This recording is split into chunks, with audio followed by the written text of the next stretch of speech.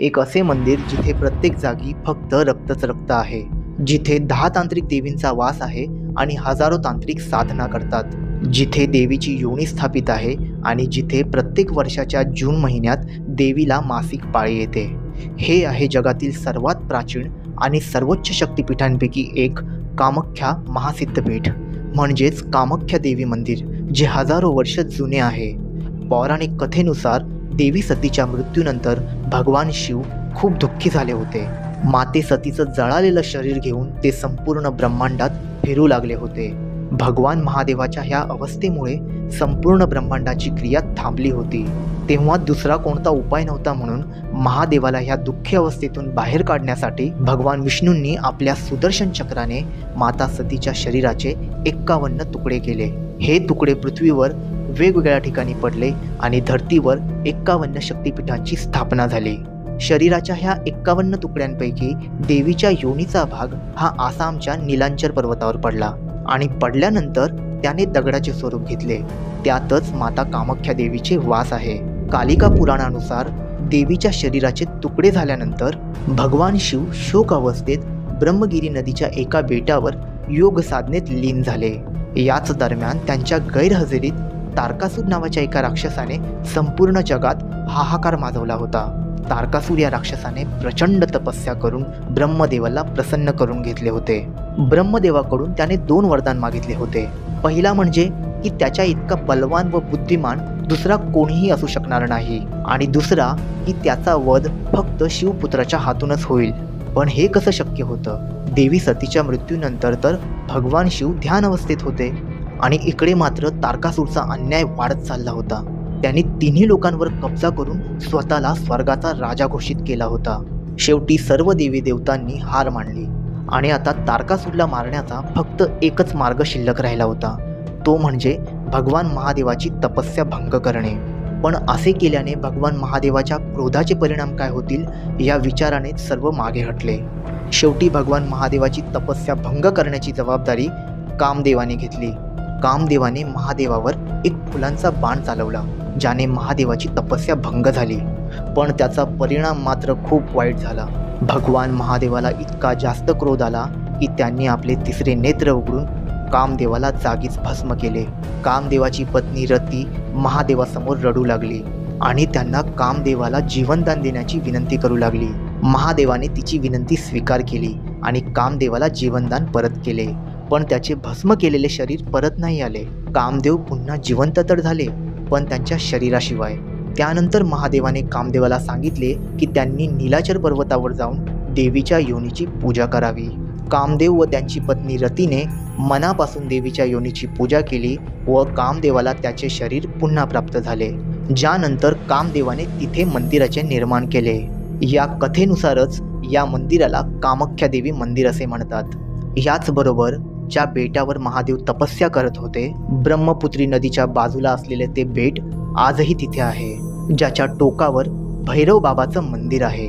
भैरव हे साक्षात भगवान शिवचे अवतार आहेत आणि या शक्तिपीठांचे रखवाले। म्हणूनच असे म्हणतात की ह्या टोकावर असलेल्या भैरव देवाचे दर्शन केल्याशिवाय कामाख्या देवीचे दर्शन अपुरे आहे।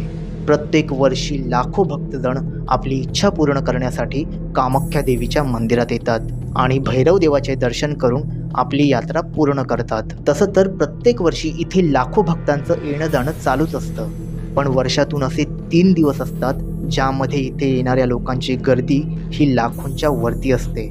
असं म्हणतात की हे 3 दिवस देवीच्या मासिक चक्राचे दिवस असतात आणि ह्याच कारणामुळे मंदिराच्या बाजूनी वाहणाऱ्या ब्रह्मपुत्री नदीचा रंग ह्या 3 दिवसांसाठी लाल होतो। ह्याच गोष्टीचा उत्साह साजरा करण्यासाठी प्रत्येक वर्षी जून महिन्यात 3 दिवसांसाठी अम्मुवाची मेला ठेवला जातो आणि ह्या 3 दिवसांसाठी मंदिराचा दरवाजा भक्तांसाठी बंद असतो। मंदिराचा दरवाजा बंद करण्याआधी जमिनीवर एक सफेद रंगाचा कपडा हातरला जातो। 3 दिवसानंतर जेव्हा दरवाजा उघडला जातो तेव्हा हा सफेद कपडा पूर्णपणे ओला आणि लाल झालेला असतो। ह्या कपड्याला अंबुवाची वस्त्र असे म्हणतात, ज्याचे तुकडे तुकडे करून भक्तांना प्रसादाच्या स्वरूपात दिले जाते। लोकांच्या म्हणण्यानुसार त्यांच्यासाठी हा कपडा एक आशीर्वाद आहे आणि लोक हा कपडा घरी घेऊन जाऊन आपल्या देवारात ठेवतात। ज्याने आई कामाख्या देवीची कृपा त्यांच्यावर सदैव राहो. पण मंदिर जेव्हा 3 दिवसांसाठी बंद होतो तर मग भक्त इथे कशासाठी येतात? ह्याच्या पाठीमागचं कारण म्हणजे ह्या 3 दिवसांचं महत्त्व फक्त देवीच्या मासिक पाळीशीच नाही तर इथे असलेल्या तंत्रविद्यांशी देखील जोडलं आहे. जगातील 51 शक्तिपीठांपैकी 4 शक्तिपीठ असे आहेत जिथे प्राचीन काळापासून तंत्र साधना केली जाते. हे मंदिर देखील त्यातल्या 4 तंत्रपीठांपैकी एक आहे. इथे 10 महाविद्यांचे वास्तव्य आहे. तांत्रिक परंपरेनुसार हे 10 महाविद्या देवीच्या 10 रूपांचे स्वरूप आहे.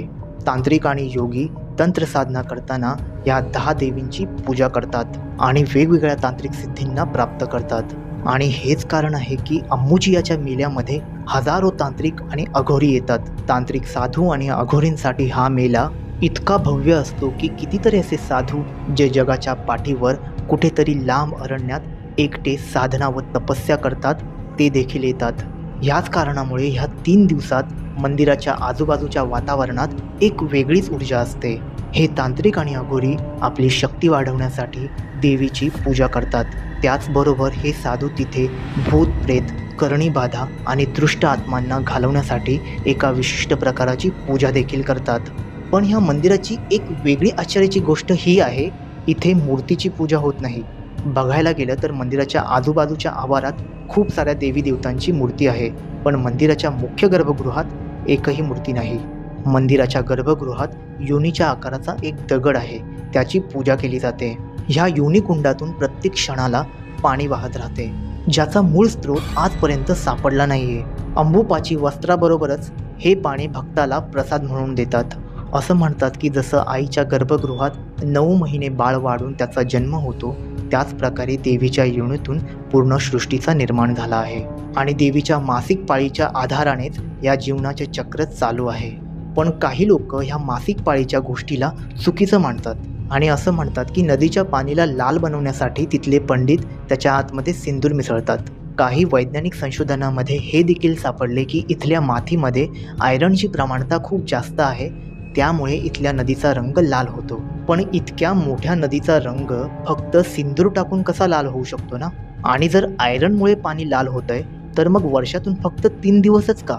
कामाख्या देवी मंदिराचा अंबुबाची मेळ्यासारखाच अजून एक मेळा लागतो, ज्यामध्ये खूप सारे राज दडलेले आहेत. तुम्ही गाणगापूरला गेल्यानंतर पाहिलं असेल की तिथे कशा प्रकारे एक भूतांचा वावर नाचतो. त्याच प्रकारे हा मेळा आहे मल्लजपूरचा भूत मेळा, जिथे लोकांना देवीच्या शक्तीचा वापर करून देवीचे नाव घेऊन पछाडलेल्या शरीरातून मुक्त केले जाते. या कामाख्या देवीचे महात्म्य इतके जास्त आहे की तिथे गेल्यानंतर एक सकारात्मक आणि वेगळीच ऊर्जा अनुभवायला मिळते. तुम्हाला या रहस्यमय कामाख्या देवी मंदिराबद्दल पहिले माहीत होतं की नाही, कमेंटमध्ये नक्की सांगा. मित्रांनो, जर तुम्हाला हा व्हिडिओ आवडला तर लाईक करा. तुमच्या कुटुंबजनांना, मित्रांना हा व्हिडिओ नक्की शेअर करा. कमेंटमध्ये तुमचं सजेशन नक्की सांगा आणि आपल्या मराठी सनातनी फॅक्ट्स या चॅनलला सबस्क्राईब करायला मात्र विसरू नका.